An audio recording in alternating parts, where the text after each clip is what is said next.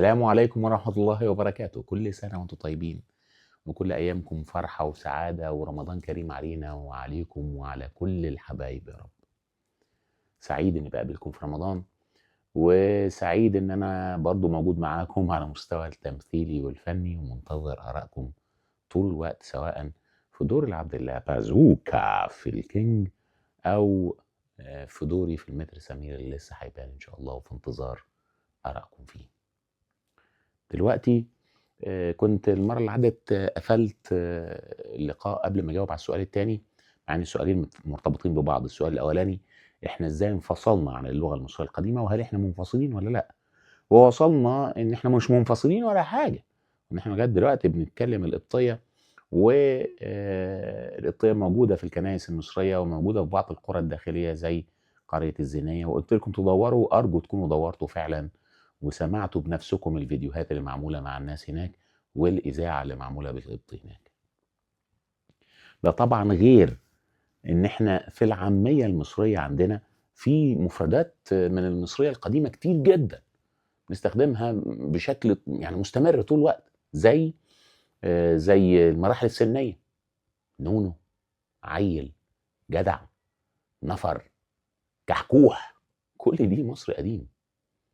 زي لما تيجي تقول على فلان ده ليه شنة ورنة، لأن شن اللي هي الخرطوش اللي بيسموها خرطوشة، مش خرطوش، الحبل المعقود المكتوب جواه اسم الملك، والاسم رن، والحبل المعقود شن، هتبقى شنة ورنة، يعني الراجل ده متصيد كأنه ملك. زي كان يوماني، زي الحاتي، زي كركر، اضحك كركر، زي حاجات كتير جدا موجودة عندنا في العامية المصرية، واخدانا من مصر القديم، موروث، حتى على الرغم من يعني الصرار حاكم زي الحاكم بأمر الله على منع حديثنا تماما باللغة المصرية القديمة التي سميت في هذا التوقيت اللغة القبطية. بغض النظر عن ده، خلاص انفصلنا بشكل كبير. في جزء كبير مننا ما بيعرفش يتكلم مصري قديم، وانفصلنا قطعا عن الكتابة بعد ما المعابد المصرية القديمة كلها أغلقت، خاصة اللغة المصرية القديمة في التوقيت ده كتبت بالحروف القبطية زي ما شرحنا. طيب هنرجع ازاي بقى؟ هنعرف نقرا منين؟ في محاولات كتير كانت لناس كتير علشان تحاول تفهم المصري القديم كاتب ايه. العرب لما دخلوا مصر ما هدوش المعابد المصرية القديمة، ما هدوش التماثيل، سابوها.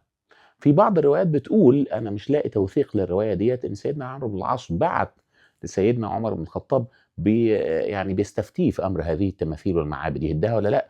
وسيدنا عمر بن الخطاب قال له سيبها زي ما هي، واحنا عندنا شواهد واضحه ان هي فضلت زي ما هي اصلا.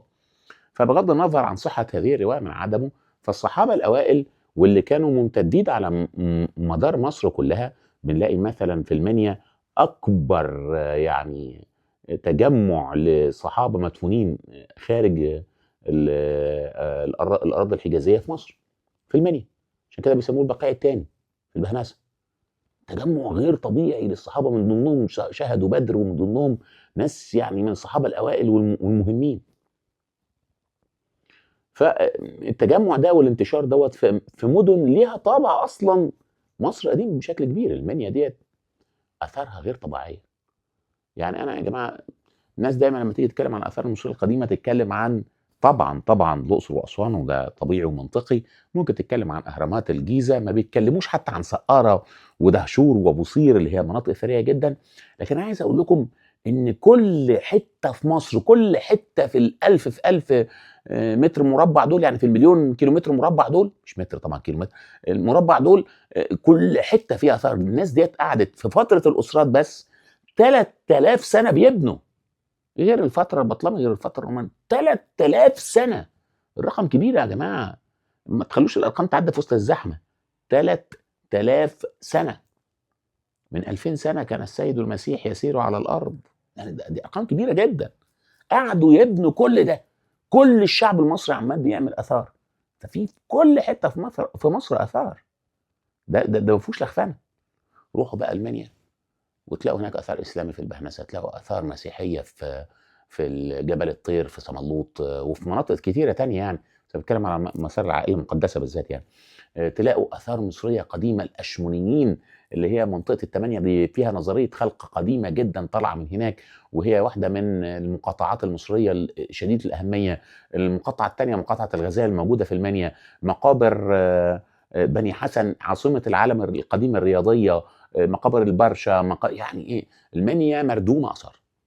ملاوي، تونة الجبل، والمنطقة بتاعة بيتوزيرس، والسراديب بتاعة جحوتي، يعني المنيا مردومة أثر، وممثل فيها كل مسار مصر تقريبا، خاصة الدولة الوسطى، بس كل فترات مصر الزمنية. سوهاج والأسرة الأولى والتانية المؤسسين ومقابرهم هناك، والمعابد المعمولة هناك، سواء معبد الأوزاريون الملغز جدا، سواء معبد سيتي الأول في أبيدوس، سواء معبد أبيدوس الهربليانة، سواء معبد رمسيس الثاني اللي في أبيدوس، برضه رمسيس الأول اللي هناك، أو يعني مكان كل مصر مردومة آثار. أنا مش عايز أتكلم الشرقية اللي فيها 4 من عواصم مصر القديمة، واللي صان الحجر فيها يعني إيه كنز بيستخرج منه آثار طول الوقت، وبنصح الكل يزوره. غير طبعا بيرباستت اللي هي بوباستا اللي هي تل باستا حاليا. الغربية اللي فيها صاو واللي هي عاصمة الأسرة 26 اللي هي بسيون، بلديات موسى راح، يعني احنا لو قعدنا وسمنود من الغربية برضو دي عاصمة الأسرة 30. قعدنا نتكلم عن كل حتة في مصر هنلاقيها مخدومة آثار، هنلاقيها فيها تاريخ كتير جدا جدا طول الوقت. العرب لما جم شافوا كل الآثار الممتدة على مسار مصر، على مدار كل امتداد مصر اللي احنا بنقول عليه دوت، وما هدوهاش، سابوها زي ما هي. نتكلم على مين؟ على الصحابة الأوائل، سابوها وما هدوش فيها أي حاجة. في النهاية جم العرب بعد كده ويحاولوا إن هم يفكوا رموز هذه اللغة. في بدايات مثلا زي العالم الشهير عالم الكيمياء العربي جابر بن حيان، واللي اللي كان بيسعى لمحاولة فك رموز اللغة المصرية القديمة، واللي اسمها العرب لغة العصافير بسبب ان في رؤوس العصافير كتيرة فيها الطيور. كان بيسعى لفكها لاعتقاده ان المصريين القدماء كان عندهم استطاعة تحويل المعادن، استطاعة الكيميائية على تحويل المعادن الرخيصة لذهب. فكان الغرض من ان هو يحاول يفك الرموز ديت ان هو يحاول يوصل لهذه المعادلات الكيميائيه اللي تهيئ ليه ان هو يوصل يبقى معاه كل هذا الذهب. في محاولات شهيره جدا حتى على المستوى المسيحي، مثلا الاب كيرشر ليه محاولات شهيره جدا كلها باءت بالفشل. محاولات العرب مشهور عن مثلا ذو النون المصري، وهو واحد من اهم الشخصيات الصوفيه في التاريخ المصري. يحكى عنه ان هو كان بيقرا الرموز المصريه القديمه، وليه كتاب برق الاقلام. كان يقال ان الكتاب ده كان مكتوب فيه ازاي تقرا اللغه المصريه القديمه، الكتابه المصريه القديمه، لكن للاسف الشديد مش لاقيين الكتاب دوت. لكن من اشهر المحاولات طبعا برضو المأمون لما جه يزور مصر، ودي ليها حدوته فيها لخفانه ممكن نتكلم عنها في وقت من الاوقات، لان كان في ثوره في مصر في التوقيت ده، والمأمون هو اللي فتح الفتحه بتاعه الهرم الاكبر اللي بنخش فيها دلوقتي، بنخش منه الهرم من دلوقتي، مش الفتحه الاصليه بتاعه الهرم، بس ده هنتكلم عنه في موضوع تاني ان شاء الله. لكن المأمون لما جه مصر كان معاه واحد اسمه ايوب ابن مسلمه، كان بيترجم له كلام المصريين، لان المصريين ساعتها كانوا بيتكلموا قبطي، كانوا بيتكلموا مصري قديم، كانوا بيتكلموا عربي، فكان محتاج لوجود مترجم.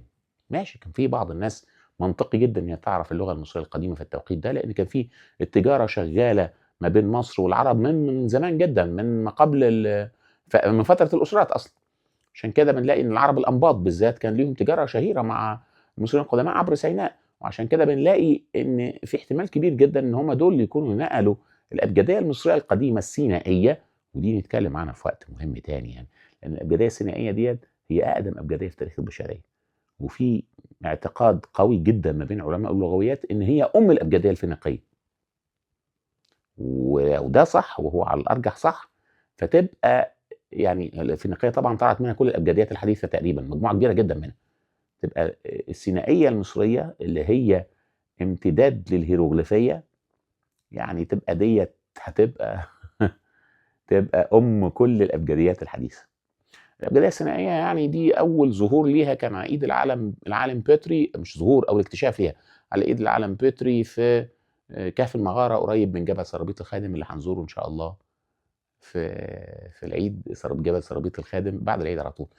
فوقه المعبد بتاع حتحور اللي موجود في سيناء، وحتحور ليها معبد في سيناء ومعبد تاني في صحراء النقب في فلسطين. لكن عموما ده هنتكلم عنه بشكل تفصيلي ان شاء الله في الرحله اللي هنطلعها بعد العيد للمنطقه دي.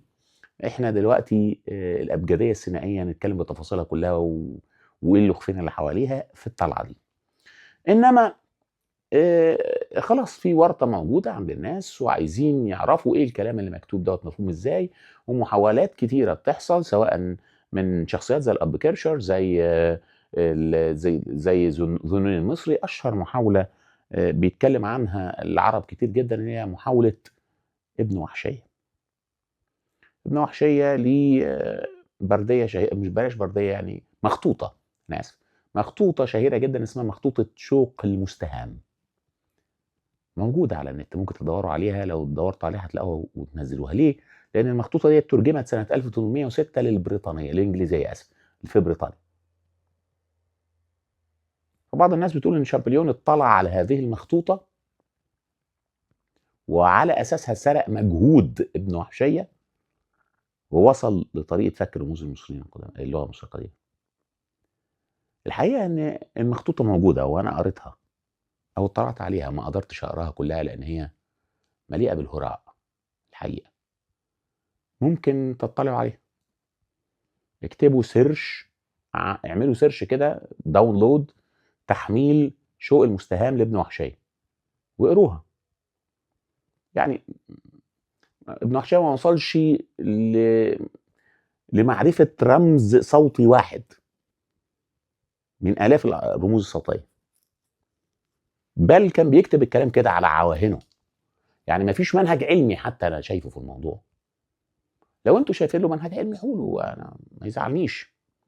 لا في منهج علمي ولا في رمز واحد صوتي هو وصله، مش كلمه ثانيه، مش بتكلم على كلمه، ما وصلش الرمز واحد، لا احادي ولا ثنائي ولا ثلاثي، ما وصلش اي حاجه، بل الكلام يعني ما انزل الله به من سلطان. رموز يقول لك ده غراب اسود، ده مش عارف ايه كده يعني. وبعدين المخطوطه فيها يعني لغات غريبه كتير بيتكلم عنها، يعني خطوط لغات اهل زحل ولغات الجن فمش عارف صار ازاي يعني يتم اعتبار دوت هو منجز علمي.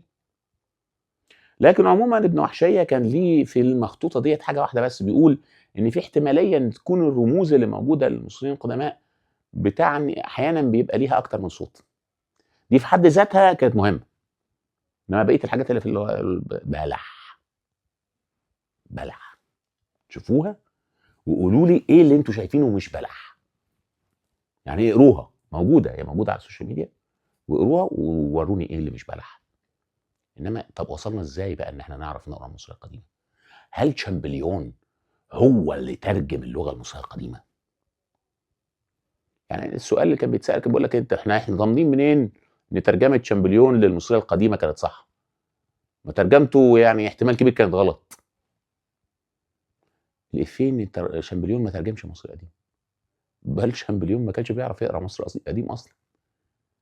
اللي عمله شامبليون ان هو وصل لقواعد كتابه المصريه القديمه، لان احنا عندنا ورطه في كتابه المصريه القديمه. اللغه المصريه القديمه ممكن تتكتب من اليمين للشمال او من الشمال لليمين او من فوق لتحت، وفي بعض الرموز السحريه من تحت لفوق.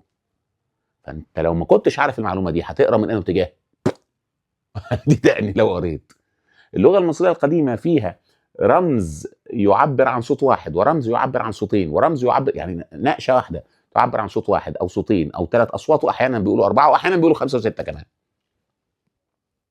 انت هتعرف ده منين؟ اللغه المصريه القديمه فيها حاجه اسمها المتمم الصوتي. يعني ايه؟ يعني في رسومات بتكمل الصوت بس ما تتنطقش. امتى؟ لما بيكون الرمز او العلامه بتعبر عن اكتر من صوت. يعني ايه؟ علامه عنخ مثلا شهيره جدا هي علامه ثلاثيه. يعني ايه؟ هي رسمه واحده بتعبر عن العين والنون والخاء، يكتب بعدها نون وخاء تاني، يعمل الموجه ويعمل الدايره المظلله تاني. ليه؟ بس هو مش بيقول ان هو هتنطق عنخنخ، لا، هو بيقول لك ان عنخ ديت يا جماعه فيها نون وخاء. ممكن يحطهم ممكن ما يحطهمش، هو بمزاجه يعني، بس في ايه؟ المتمم الصوتي ده بيبقى موجود احيانا مش منطوق. غير العلامات التصويريه، يعني ايه؟ يعني المصري القديم برضو كانت احيانا نفس المنطوق بيعني اكتر من حاجه. يعني بيعني مثلا انت عندك بير، بير يعني بيت، وبير برضو يعني يخرج. فاحنا نعرف دوت ازاي؟ فبيرسم رسمه جنب العلامه عشان يقول لك ده معناها ايه. فلما تبقى المستطيل دوت ومرسوم جنبه رجلين يبقى معناها يخرج، فده يبقى اسمه علامه تصويريه. الطفل مثلا، طفل غرد، طفل غين راء دال، لكن هو يجي جنبها ويقوم راسم طفل حاطط صباعه ناحيه بقه، ده علامه تصويريه مش منطوقه. يعني احنا عندنا حاجات في الكتابه المصريه القديمه يعني ايه الغازيه الى حد كبير. امال شامبليون عمل ايه؟ شامبليون وصل لده ازاي وعمل ايه وايه الموضوع بالظبط؟ مين اللي وصل للكلاكيع دي؟ اول خطوه حصلت ان في اثناء الحمله الفرنسيه على مصر، ساعه ما الصراع حصل حوالين طابيه رشيد، في اثناء تهدمت بعض الاسوار وهم بيظبطوا في الحاجات لجندي مدفعيه اسمه بروشار. الجندي دوت لقى حجر موجود جوه البناء بتاع القلعه، وقع من الحاجات اللي كانوا بيرموا بيها. ليه؟ لان الفتره دي كان بيتم اعاده تدوير الحجاره كتير. يعني ايه اعاده تدوير ديت؟ يعني يجي يبني مبنى جديد فيقوم مستخدم حجاره كانت موجوده في مبنى قديم، او يستخدم اعمده كانت موجوده في مبنى قديم. عنده مباني كتير متهدمه، فبدل ما اقعد اقطع مبنى حجاره من اول وجديد ما ناخد حته منهم وخلاص. فكانوا واخدين جزء من حجر مصر قديم مكتوب بازلت الاسود مكتوب عليه نقوش مصريه قديم. بورشار شاف كلام قدامه كده، حس ان الحجر ده شكله مهم، فقام بلغ العلماء اللي جايين في الحمله الفرنسيه. والحمله الفرنسيه على الرغم من كل مشاكلها لكن كان فيها ميزه مهمه جدا، ان هي كانت جايه بحمله عسكريه معاها حمله علميه موازيه. دي مهمه جدا. يعني ايه؟ يعني كان في حمله علميه علماء جايين يدرسوا طول الوقت. فقام هو مسلم للعلماء دول الحجر اللي لقاه اللي اتسمى بحجر رشيد او روزيتا ستون. روزيتا هي رشيد، وعشان تبقى موجوده مع الحمله. لما استطاع الانجليز ان هم يساعدوا العثمانيين ويطردوا الفرنسويين من مصر، كان من ضمن شروط التسليم دوت، وهي ليها كلكعه برضو الشروط ديت. والفتره دي اللي هي لخفينه كده هنعمل عنها فيديو في يوم من الايام ان شاء الله. انا بوعدكم بفيديوهات كتير، الله اعلم هعملها ولا مش هعملها الصراحه. فلو انا ما قدرتش اوفي بوعودي يعني تسامحوني، لان احنا بني ادمين، انا بعمل على اخري. بس انا هحاول قد ما اقدر، لان برضو في لخفنه غريبه وفي اتفاقيات ما حدش بيتكلم عنها مش عارف ليه في الفتره بتاعه التسليم والتسلم اللي حصلت ديت عشان الفرنساويين يمشوا من هنا. طبعا الفرنساويين كان من ضمن الشروط ان هم ما كانش عندهم اسطول، لان الانجليز كانوا قضوا على الاسطول الفرنسي تماما في موقعة ابو قير البحريه. فقاموا الشروط اللي هيوديهم لفرنسا هم الاسطول العثماني. كان من ضمن الشروط اللي بينهم وبين انجلترا ان انجلترا اتفقت معاهم ان هي تاخد كل الحاجات اللي اكتشفوها في مصر، كان من ضمنها حجر رشيد. للاسف ده كان بمباركه السلطان العثماني، والسلطان العثماني هو اللي كان يعتبر في التوقيت ده هو يعني الحاكم بتاع مصر بشكل ما للاسف يعني. فطلع هناك على رشيد على انجلترا المتحف البريطاني عشان يتعمل منه نسخه من الشمع تتبعت لبعض العلماء زي شامبليون، ويحصل سباق محموم ما بين العلماء في محاوله الوصول للرموز. ليه؟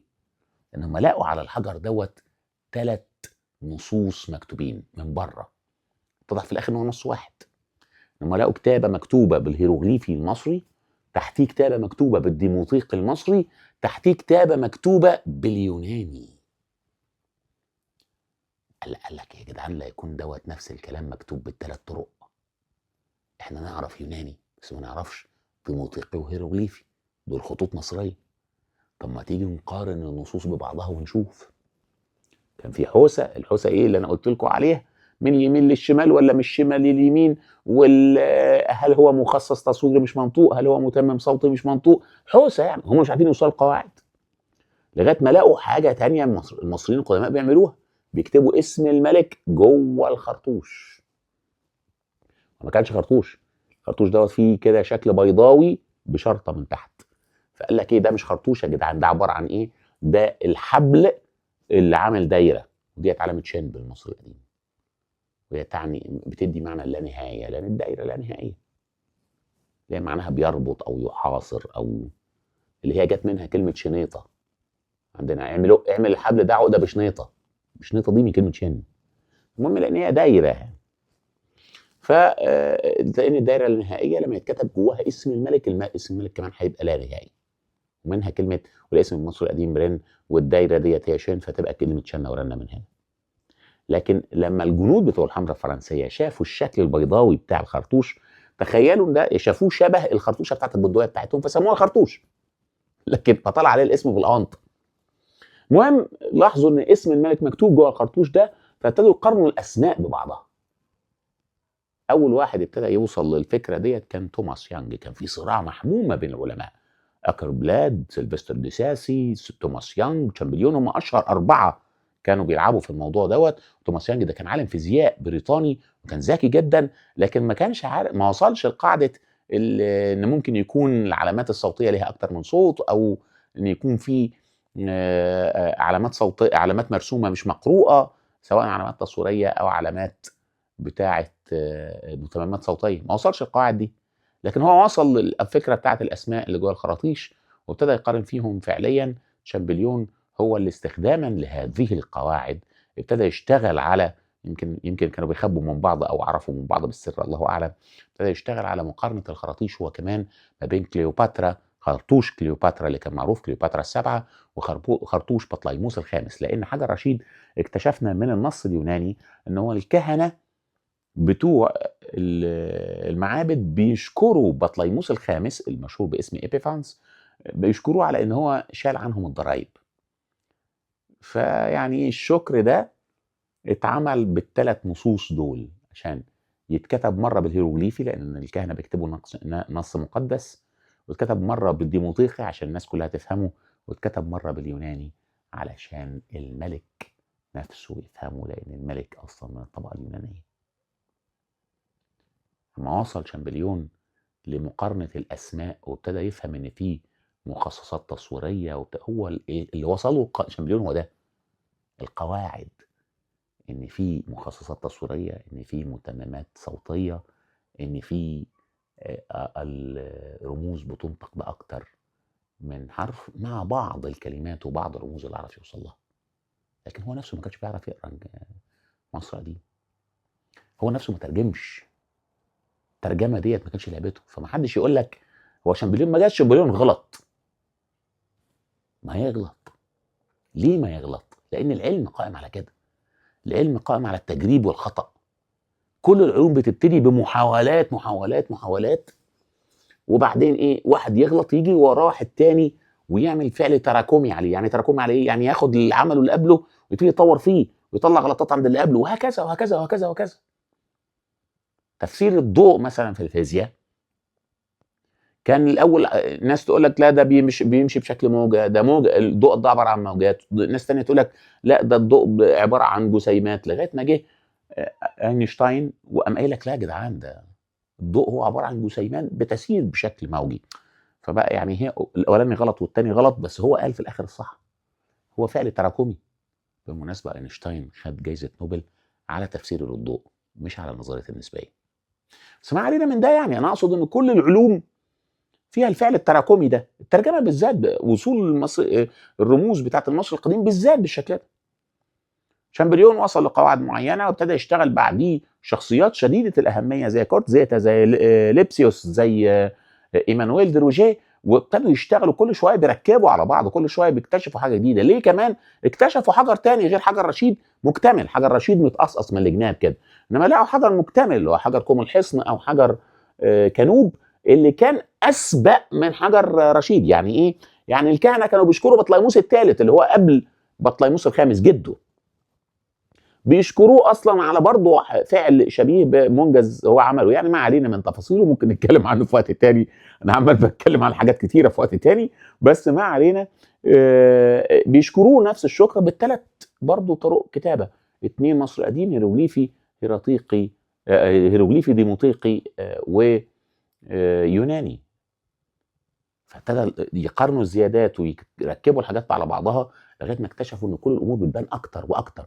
كل شويه يشتغلوا على نصوص تانية، هو مش نص واحد، مش بني ادم ترجم، ده بني ادم عمل جزء وبني ادم سلم عليه وبني ادم سلم عليه وهكذا، وبني ادم كل الحاجات بتتواصل مع بعضها. يعني الحاجات مش داخله كده مش بالصدف، مش واحد عمل حاجه ومشي وروح والناس كلها قالت هو ده الصح، ما فيش الكلام ده.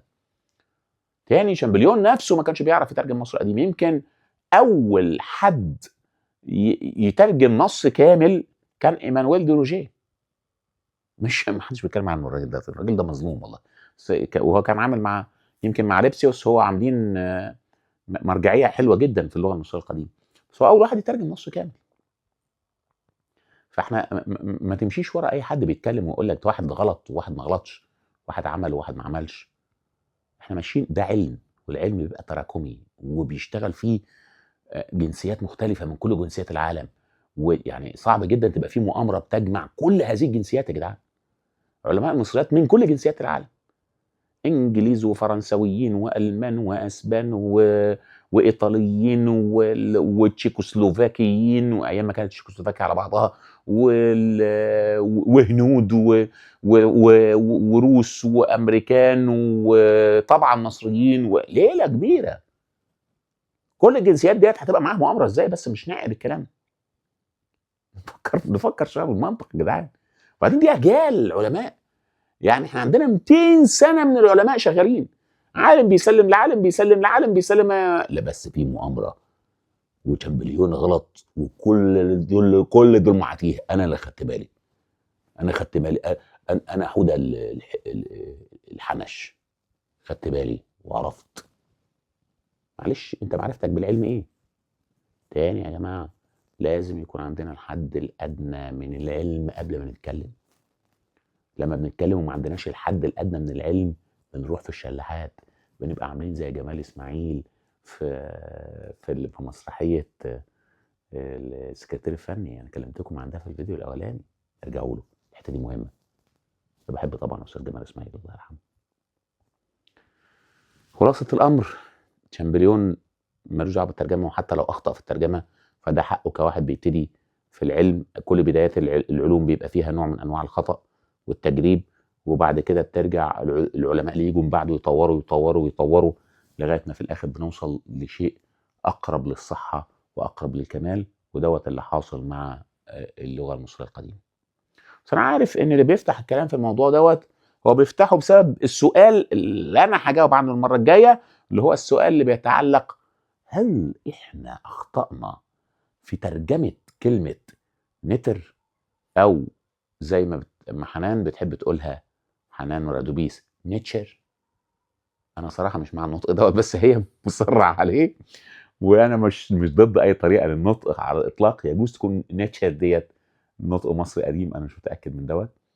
وانا حابب بس اشيد بحنان، ومن اول النهارده انا هقول لكم كل مره، يعني ما قلتش في اول مره، هقول المره دي من اول مره دي واحنا طالعين يعني على صفحه انا بحب ان انا اتابعها على مستوى المصريات، واتمنى ان انتوا تتابعوها لان شايف ليها مصداقيه عاليه جدا.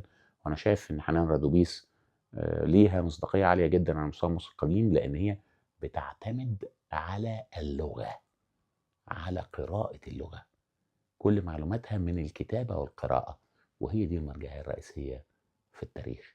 هنتكلم المره الجايه على نيتشر او نتر.